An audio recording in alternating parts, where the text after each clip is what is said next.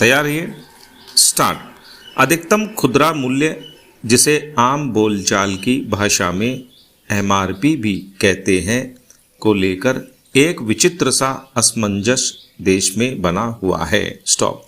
दरअसल कानूनन किसी भी पैक्ड कमोडिटी पर एमआरपी लिखना अनिवार्य है, लेकिन विडंबना यह है कि देश में एक ही पैक्ड कमोडिटी की अलग अलग कीमत उपभोक्ताओं से वसूली जा रही है। स्टॉप।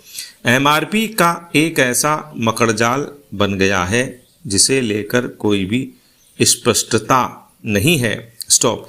एक देश एक टैक्स के नाम पर goods and service tax GST तो लागू कर दिया गया, लेकिन एमआरपी पर अब भी उलझन बरकरार है। स्टॉप। पैरा। भारत में एमआरपी की अवधारणा को वर्ष 1990 में पेश किया गया। स्टॉप। उस समय इसका उद्देश्य उपभोक्ताओं की सुरक्षा और रिटेल कर चोरी को रोकना था। स्टॉप।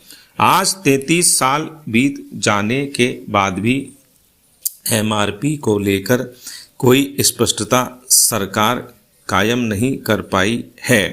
यह पूरी तरह उत्पादक और विक्रेता के भरोसे छोड़ दिया गया। हालांकि भारतीय उपभोक्ता सामान अधिनियम 2006 के अनुसार अधिकतम खुदरा मूल्य उस मूल्य को संदर्भित करता है जिस पर उत्पाद को खुदरा बाजार में बेचा जाएगा। स्टॉप। उपभोक्ता वस्तुओं के पैकेट पर एमआरपी प्रिंट करना अनिवार्य है। कानून के विपरीत सच्चाई तो यह है कि एमआरपी अंकित होने के बावजूद एक ही ब्रांड के एक ही सामान को ग्राहकों को अलग अलग कीमत पर बेचा जा रहा है। स्टॉप।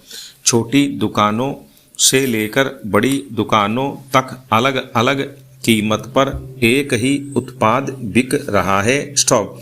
ऑनलाइन प्लेटफॉर्म पर सामान की कीमत खुदरा बाजार से अलग होती है। स्टॉप। इसी मकड़ जाल में ग्राहक फंसा हुआ है। स्टॉप। वैसे सरकार ने अधिकतम खुदरा मूल्य अधिनियम 2014 भी पास किया था, जिसके अनुसार कोई भी विक्रेता किसी उत्पाद के लिए उस पर अंकित अधिकतम खुदरा मूल्य से अधिक रुपए नहीं मांग सकता, लेकिन उपभोक्ता अधिकतम खुदरा मूल्य से कम पर उत्पाद खरीदने के लिए दुकानदार से भाव तोल कर सकता है। स्टॉप।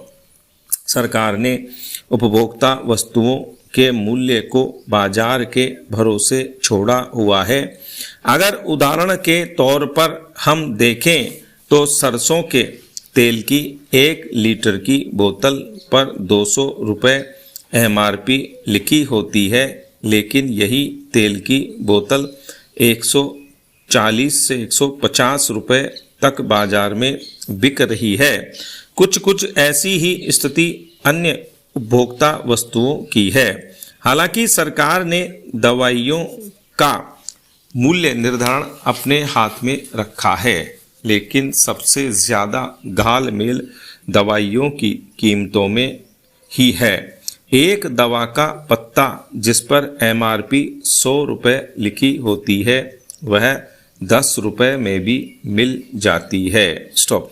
कुछ दवाइयों पर 10 से 60% तक छूट मिलती है, जबकि कुछ दुकानदार उपभोक्ता से दवा पर अंकित एमआरपी की कीमत वसूल रहे हैं। स्टॉप।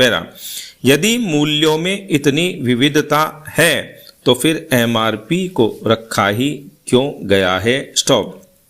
एमआरपी की मॉनिटरिंग के लिए संभवतः कोई एजेंसी सरकार ने गठित नहीं की है। अक्सर ऐसी शिकायतें सुनने में आती हैं कि एमआरपी से कई गुना अधिक कीमत पर उत्पादों को बेचा जा रहा है। इस मामले पर कई बार हंगामा भी मचा है। स्टॉप।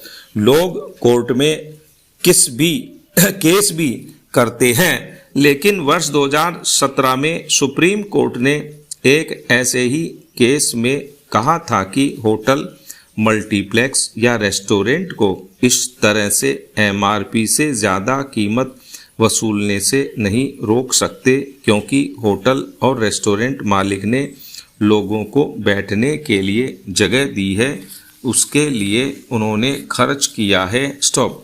अधिकतम खुदरा मूल्य को लेकर सरकार को पुनर्विचार करना चाहिए ताकि एक पारदर्शी व्यवस्था बन सके। पहला, सरकार चाहे तो उत्पादों को कैटेगरी में बांटकर मूल्य निर्धारित कर सकती है। जिस तरह जीएसटी का कानून सरकार ने बनाया है, वैसा ही कानून वस्तुओं के मूल्य को लेकर भी बनाया जा सकता है। स्टॉप। पैरा। सरकार विदेशों में चल रही मूल्य निर्धारण की व्यवस्था को अपना सकती है। कई देशों में मांग और आपूर्ति के सिद्धांत पर वस्तु का मूल्य निर्धारित होता है। एक तरीका प्रतिस्पर्धा का भी है, जहां उत्पादक अधिक माल बेचने की रणनीति के तहत कीमत तय कर लेता है। यदि उत्पादक का बाजार पर एकाधिकार न हो तो ऐसी व्यवस्था में ग्राहक को लाभ ही होता है।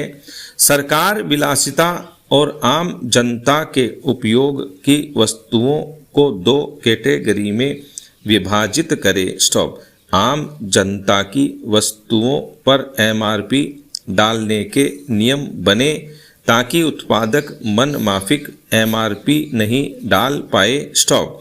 ऐसा न हो कि एक व्यक्ति को एक वस्तु 100 रुपये में खरीदनी पड़ रही है, जबकि दूसरा व्यक्ति उसी वस्तु को 50 रुपये में खरीद रहा है। स्टॉप। इसलिए एमआरपी और डिस्काउंट के सख्त मानक तय किए जाएं। स्टॉप। सरकार एमआरपी के मकड़ जाल से उपभोक्ता को बाहर निकाले एवं एमआरपी के नए नियमों को बनाकर बढ़ती हुई महंगाई से देश की जनता को राहत दे। स्टॉप।